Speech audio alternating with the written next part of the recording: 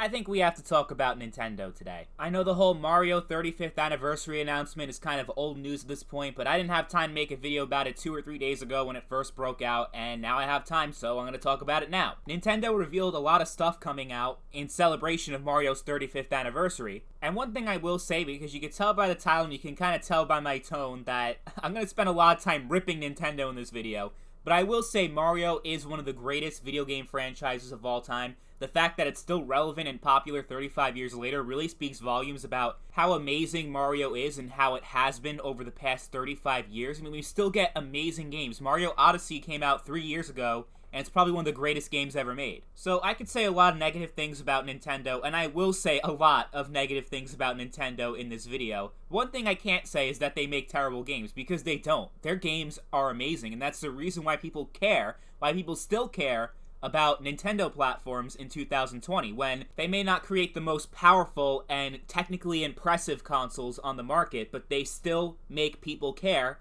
with their amazing first-party exclusives, whether we're talking about Mario, Zelda, or anything else they come up with. Most of the time, it's high-quality stuff. I mean, with Sony exclusives, it's been hit or miss. Microsoft has mostly been missed this generation, but it seems like with Nintendo, most of their first-party games are not just good, they're really good. And those games do include Super Mario Sunshine, Super Mario Galaxy, which I'm interested to see how it's going to work without the motion control, because remember on the Wii, you can only use the Wiimote and Nunchuck.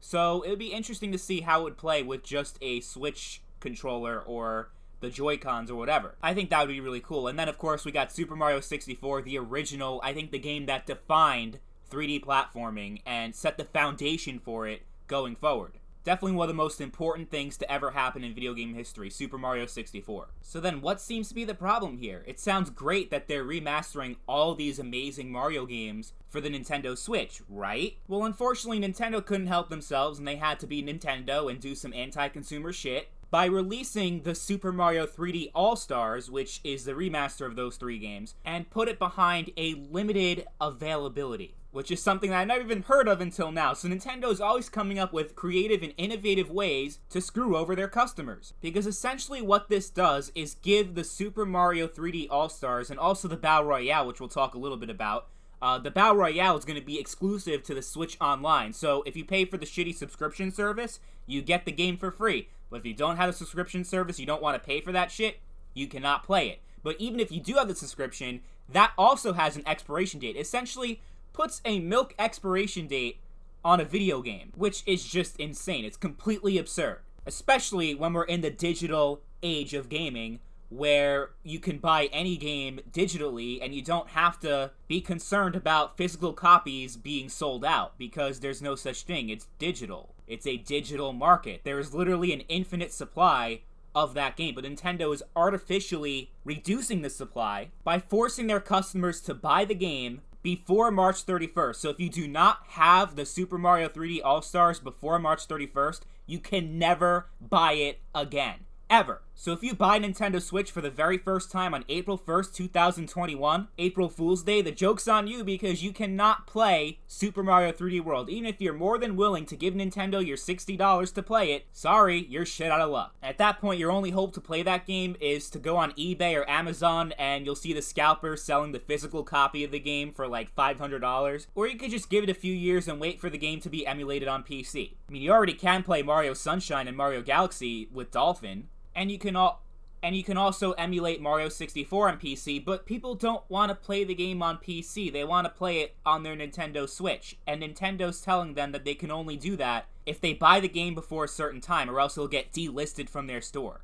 Even for Nintendo, this is just fucking retarded. I know, I can't say that word. Monetization, demonetization, whatever. I don't really care. Because it's true, this is the most fucking ridiculous thing that I've ever seen in a long time in the video game industry. And we've seen a lot of crazy shit, especially during the 8th generation, but this is by far one of the most ridiculous things I've seen, especially from Nintendo.